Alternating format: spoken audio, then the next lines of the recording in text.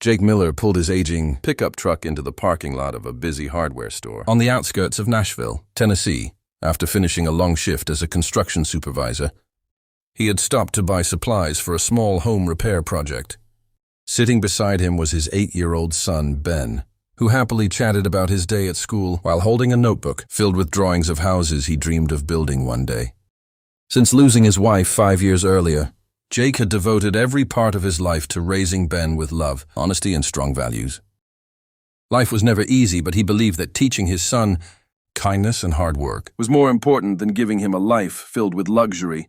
As they walked through the store, Jake picked up the tools and lumber he needed, while Ben eagerly helped push the shopping cart.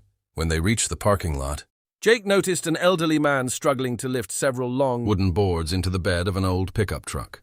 Despite trying repeatedly, the heavy lumber kept slipping from his hands. Other shoppers walked past without stopping, each busy with their own schedules. Jake placed his own bags beside his truck and immediately walked over. "So would you like a hand?" he asked with a friendly smile. The elderly man looked surprised before gratefully nodding. "I'd appreciate that more than you know," he replied without hesitation. Jake carefully lifted one end of the lumber, while the older man guided the other. Ben joined in by holding smaller boxes of supplies and placing them neatly inside the truck. Within a few minutes, everything was loaded safely. The old man thanked both of them several times, clearly touched by their willingness to help a complete stranger. "My name is Walter Anderson," he said as he shook Jake's hand. "Most people are too busy to stop these days." Jake smiled modestly. "My father always taught me that if you can help someone, you should." Walter glanced at Ben, who proudly stood beside his father. "You're raising a fine young man," he said warmly. Jake thanked him, explaining that Ben was the reason he worked so hard every day. The conversation naturally turned to family responsibility and the challenges of being a single parent. Walter listened carefully as Jake described balancing work, school events, and raising his son alone. There was no self-pity in Jake's voice, only quiet determination and gratitude for the life they shared. Unknown to Jake, Walter wasn't just an ordinary retiree. He was the respected founder of one of Tennessee's largest agricultural businesses, though he preferred living simply after retiring. More important to him than business success was finding people with genuine character, something he believed had become increasingly rare. Before climbing into his truck, Walter reached into his pocket and handed Jake a business card with a ranch address written on the back. "If you and Ben have some free time tomorrow afternoon," Walter said with a smile, "I'd like you to come by for coffee. There's someone very special I'd like you to meet."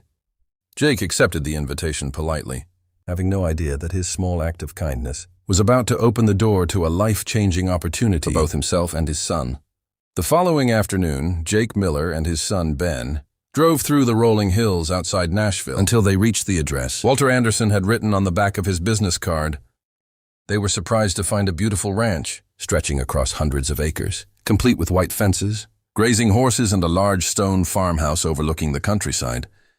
Jake wondered if he had somehow come to the wrong place, but before he could turn around, Walter stepped onto the front porch with a welcoming smile and waved them inside. Walter greeted them warmly and introduced them to several ranch workers before leading them into the farmhouse.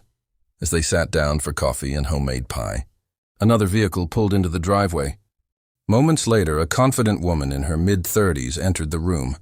She wore jeans boots and a simple button-up shirt, looking more like someone who had spent the day working outdoors than running a billion-dollar business. "Jake," Walter said with a smile, "I'd like you to meet my daughter, Sarah Anderson." Sarah shook Jake's hand warmly and smiled at Ben. "Dad told me how the two of you helped him yesterday. She said he hasn't stopped talking about it." Jake laughed modestly. It really wasn't a big deal. Anyone would have done the same. Walter smiled knowingly. "I wish that were true," he replied. "Plenty of people walked past me before you stopped." As the afternoon continued, Jake and Sarah discovered they had much in common.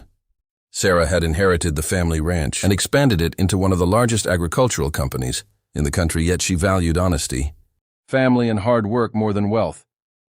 Jake shared stories about raising Ben alone after losing his wife, while Sarah spoke about choosing a simple life despite her business success.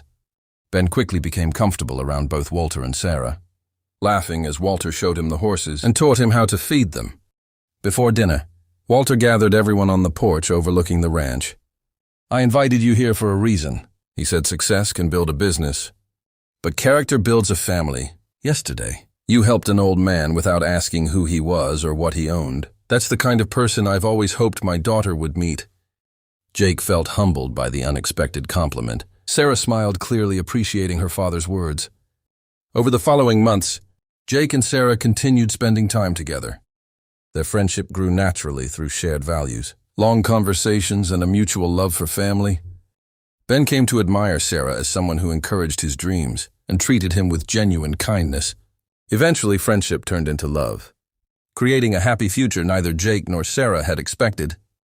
Looking back, Jake realized that the most important moment had not been arriving at the ranch. It had been choosing to stop in a parking lot and help a stranger, without expecting anything in return.